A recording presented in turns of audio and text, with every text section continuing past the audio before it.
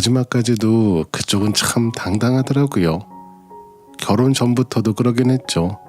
연애 때도 자주 들었으니까요. 처음으로 결혼 이야기를 했을 때도 남편은 누나 이야기를 먼저 했거든요. 우리 결혼하면 누나한테 냉장고 사달라고 할까? 나보고 빨리 결혼하라고 난린데 아마 사달라는 거 다 사줄 것 같긴 한데 냉장고나 세탁기 같은 거 큼직큼직한 건 누나한테 해달라고 할 테니까 그것부터 고르면 되겠다 하면서 양가에 인사드리기도 전인데 자기 누나에게 받을 선물부터 생각하더라고요. 나이 차이가 많이 나서 그런가 싶기도 하고 옆에서 보기엔 신기하긴 했죠. 남편에겐 7살 많은 누나가 하나 있는데 사업 능력이 좋은 사람이라고 했어요. 이태원이랑 홍대에서 옷가게를 하나씩 운영한다고 들었거든요. 고등학교 졸업하고 바로 일을 배워서 30살에 가게 하나 차리고 그게 대박이 나서 몇 년 만에 옷가게를 서울로 옮겼다고 하더라고요. 반면에 저희 남편은 사업을 하고 있진 않고 화장품 회사에서 근무하고 있고요. 남편과 신우는 서로 사이가 좋긴 한데 이상하게도 신우 남편과 사이가 더 좋습니다. 남들이 보면 형제라고 할 정도로 만나기도 자주 만나고요. 처음엔 신혼 초기엔 저도 별 생각 없이 가족 모임에 따라다녔어요. 한 번은 남편이 내고 한 번은 신우 쪽에서 냈고요. 주거니 받거니 하면서 돈을 내는 거라 거기까진 저도 뭐라 할 마음 없었는데 가족 단위로 모이다 보면 간단하게 식사 한 번 하는 것도 금액이 꽤 나와서요. 어떨 때는 50만 원이 훌쩍 넘기도 합니다. 아버님도 그렇고 저희 어머님도 가족끼리 화기애애하다며 만날 때마다 무척이나 행복해 하셨지만 돈은 돈대로 나가니 부담스럽긴 하고 그렇다고 우리 집에서 모이자고 하기에도 보통 일이 아니니 피하고 싶었고요.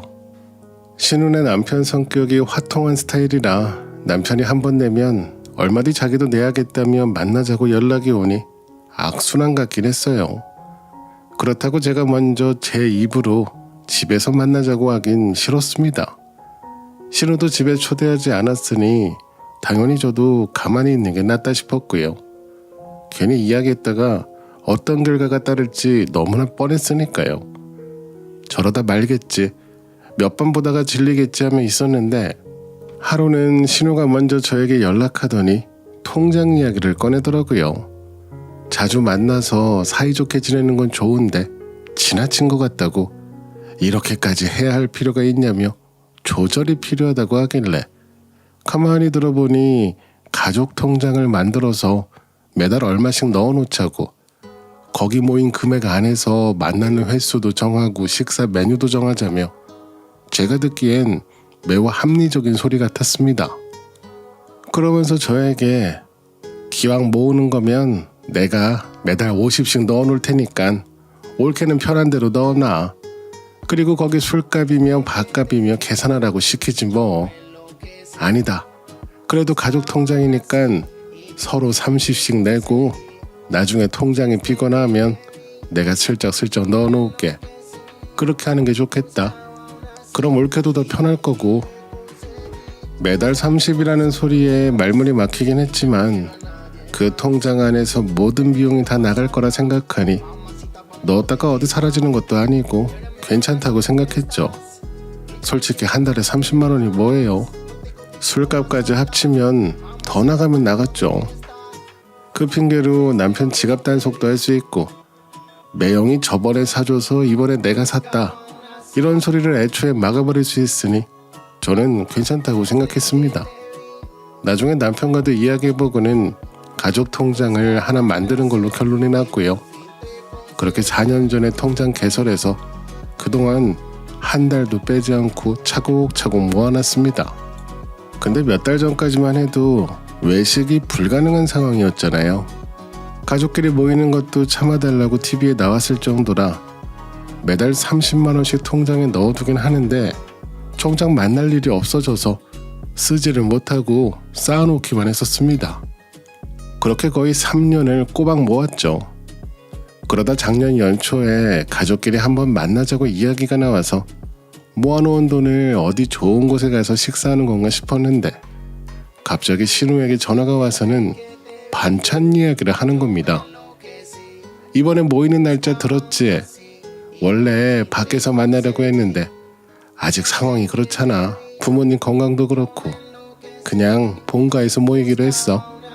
내가 다른 반찬은 다 해갈 테니까 올케는 불고기나 재워와. 나머지는 신경 쓰지 말고 하며 저보고 반찬을 해오라는 겁니다. 그때가 결혼생활 15년 동안 신우 입에서 요리한다는 소리를 처음 듣는 날이었어요. 무조건 외식만 하자는 사람이었는데 본인이 음식하겠다고 먼저 그러니까 이상하면서도 불안하더라고요. 그날 밤 남편이 퇴근해 오자마자 가족 통장 잔고 좀 보자고 했고 남편 이름으로 만든 통장이어서 혹시나 하고 봤더니 돈은 그대로 있더라고요. 저 모르게 빼서 쓰거나 하지도 않았어요. 그러니 더 수상했죠. 입금 내역을 봐도 바로 직전 달까지 매달 30만 원씩 보냈길래 내가 너무 예민하게 생각했나 하고는 불고기 재워서 시댁으로 갔습니다. 그때부터 계속 집에서만 만나자고 하는 겁니다. 지난 1년 동안 밖에서 본 적이 없고요. 커피 한 잔을 마셔도 집에서만 마셨어요. 너무 이상해서 이럴 거면 통장을 깨는 게 맞지 싶어 신우에게 전화해봤더니 올케가 가족 통장에 관심이 많았었나 보네. 요즘 재민이랑 대화를 안 하는 거야? 아니면 나한테 먼저 물어본 거야? 남편보다 내가 더 편한가 보네. 친하면 좋지 뭐. 아무튼 올케 말이 맞긴 해. 이럴 거면 통장이 필요 없긴 하지. 이게 참 신기한 게 100만 원, 200만 원 있을 땐 써버리고 말자 싶었는데 덩어리가 커지고 1000만 원이 넘어가니까 생각이 달라지더라고. 지금 얼마나 모였지? 초반에 쓴 것 빼고 계산하면 1500 정도 모였겠네. 우리 그 돈 먹는 데 쓰지 말고 어디 좋은 데로 여행 가는 데 쓰자. 비행기도 타고 말이야. 몇 년간 묶여 지내니 너무 답답했잖아. 올케랑 가족여행 가는 것도 처음이고 어디 가고 싶은 데 있으면 거기로 가자 하면서 저에게 여행 이야기를 꺼내더라고요. 처음엔 무슨 여행인가 싶다가도 최근 들어서 주변에서 하나둘 어디 좋은 곳에 다녀왔다는 이야기를 들으니 저도 생각이 바뀌더라고요. 그래서 이번에도 신우 의견을 따르기로 했고 여행지를 저보러 결정하라고 신우가 이야기하길래 캐나다 퀘벡에 가고 싶다고 말했고요. 신우는 듣자마자 거기로 가자고 푹 쉬다 오자며 웃길래 그때부터 저는 공항 가는 생각만 하며 지냈어요. 당장 내일이라도 여행 갈 것처럼 이야기했지만 다들 직장에 있다 보니 시간 맞추기가 힘들기도 하고 계속 미루고 미뤄지다가 결국 시부모님 두 분은 먼저 여행 가신다고 하셔서 그 통장에서 400만 원 빼서 드렸습니다. 그리고 1000만 원 남짓 남아있길래 거기에 좀 보태서 가면 되겠다 싶었죠.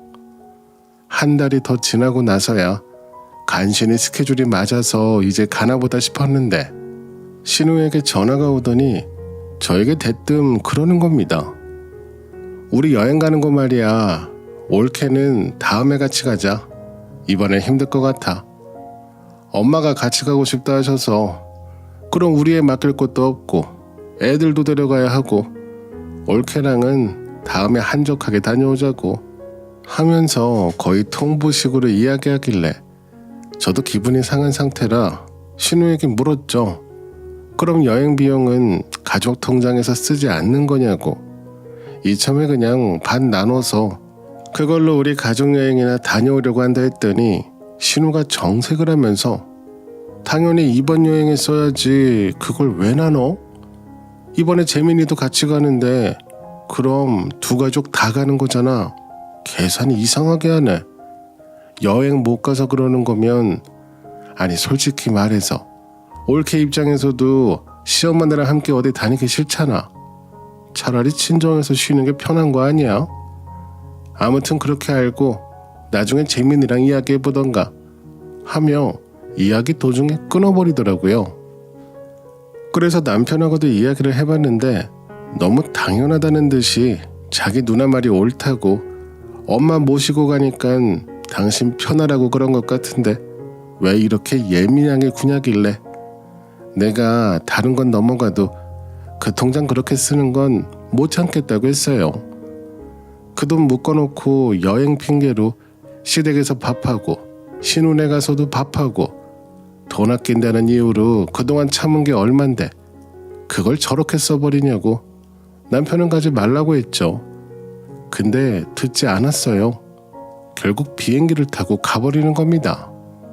솔직히 제일 눈치 없는 사람은 시어머니인데 본인이 가겠다고 끼어들어서 이 난리가 난 거잖아요. 근데 신우 얼굴만 떠오르면 속이 뒤집어지더라고요. 휴가는 이미 썼으니 시간은 남고 그러자고 친정에 가자니 신우가 했던 말이 생각나 내키지 않았고요.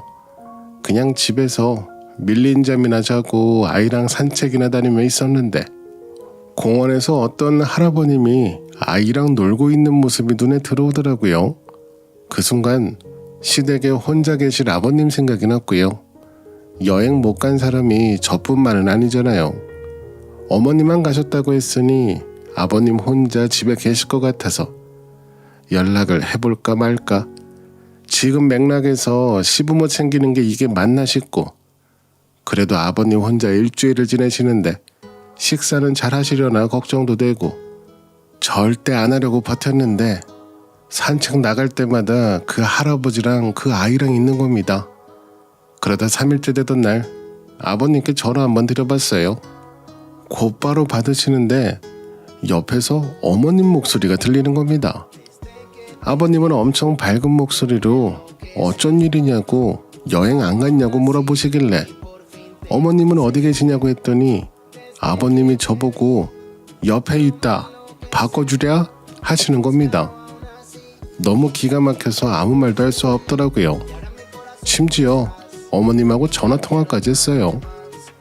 분명 신우가 어머님이 같이 가서 저보고 빠지라고 했던 건데 대체 무슨 상황인가 싶어서 남편에게 전화해보니 받지 않았고요. 수십 번 넘게 연락한 끝에 남편이 받았길래 완전 침착하게 최대한 밝은 목소리로 어느 호텔이냐고 거기 음식은 괜찮냐며 여행에 대해 물어봤고요. 남편이 엄청 좋다며 골프도 재밌고 오랜만에 쉬는 느낌이라 하길래 골프장은 어디냐고 나도 검색해본다고 맞장구 치면서 들을 내용은 다 들었죠. 그리고 곧장 저도 태국으로 날아갔습니다.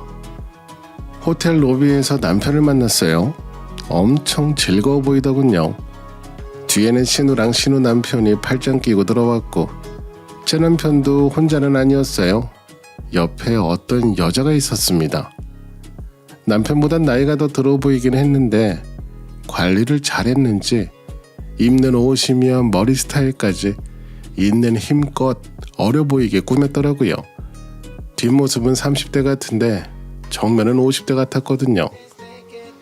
근데 둘이서도 뭐가 그리 좋은지 팔짱까지 끼고 활짝 웃고 있는 겁니다.